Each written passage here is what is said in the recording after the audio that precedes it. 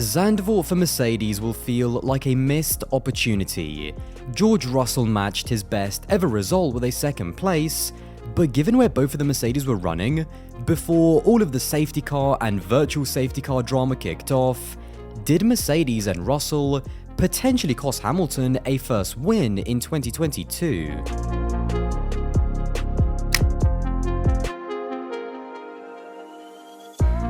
The first 47 laps of the race played out exactly how we thought when looking at what tyres the drivers started on.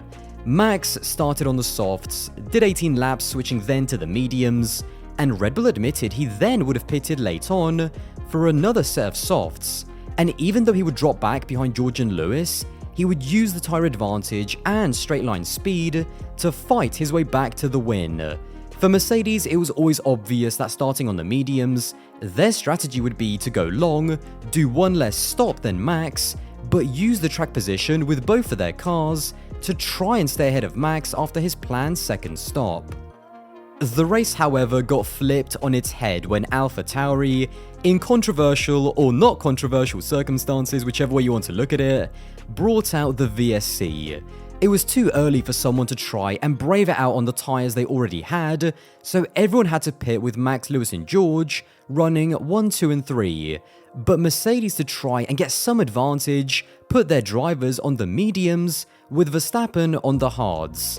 At that point, the race seemed to be set to finish in that order. Even though Lewis was catching, Max had an 11-second gap, more car performance, and still plenty of tyres to get to the end. The next twist was the safety car that was brought out by the broken down Valtteri Bottas. Max immediately pitted, again knowing that most likely the Mercs would stay out, but even if they did and he would drop back behind both of them, the safety car meant that at the restart he would be right behind them in third place with a decent number of laps to go and on the soft tyre compared to their older mediums. This is where Mercedes' race was decided. Because Bottas was stranded on the main straight, the safety car came through the pits. Max pitted straight away, but it was on the next lap when Hamilton and Russell were running in P1 and 2, when Russell radioed the team to say that he wanted to box for new tyres. Russell pitted, dropping from second to third, but Hamilton was left out to fight Max on older medium tyres. Lewis on the restart dropped like a stone, falling to fifth, with Russell finishing the race in second. On paper, Mercedes made a mistake. Simple as that. To me, there was only two real options. The safe option, which would be to pit both Lewis and George, ultimately finishing second and third, which would match their best result in the season. Or the risky option, which would be not pitting either driver and trying to work together to try and hold off Max, or at least slow him down to help Lewis win. The problem for Lewis on the restart was, number one, we learned after the race that he was actually in the wrong engine mode, and when it comes to the tyres, it wasn't necessarily that he didn't have enough tyres, it's that he couldn't warm them up. This is a fundamental Mercedes trait. The W13 we know has had bad tyre warm-up all season long, but that comes with the advantage that they actually work their tyres less than Red Bull and Ferrari, which helps them in the races. Strangely enough, this has been a Mercedes trait for years. Even going back to 2020, the reason why they invented the DAS system on the W11 was exactly for this reason, to help with their tyre warm-up on quali prep laps and during safety car restarts.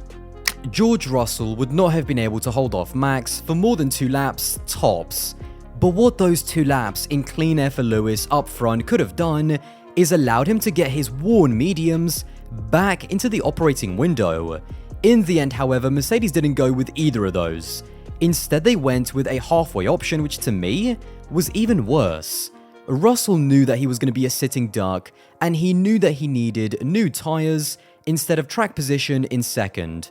That is totally understandable, and he did the right thing by telling the team what he wanted. Where Mercedes went wrong, however, is that not everyone was on the same page.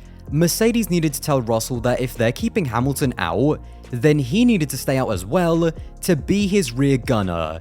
But they didn't, so we ended up with the second Mercedes pitting for new tyres, and leaving the leading Mercedes out front with no support whatsoever and on old tyres. This was a breakdown in communication, and it was a mistake by the team. If they agreed to pit Russell, then they also should have pitted Hamilton first. Now, there's absolutely no certainty that had they both stayed out, that Lewis actually would have been able to hold off Max. In fact, I am pretty sure, 99% sure, that Max would have caught Lewis anyway, and the straight line speed of the Red Bull would have been just too much.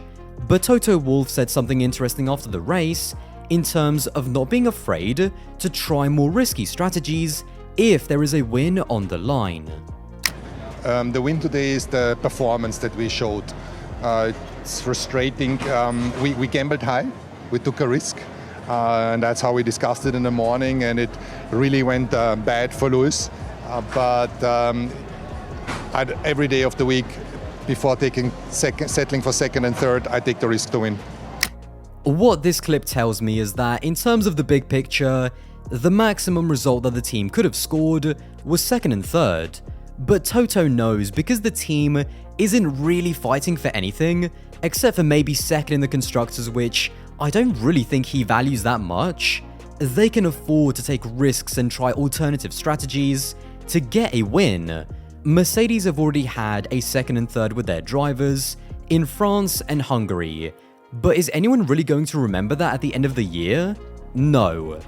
But if Lewis had won at Zandvoort in front of Max's home crowd, would people remember that? Absolutely.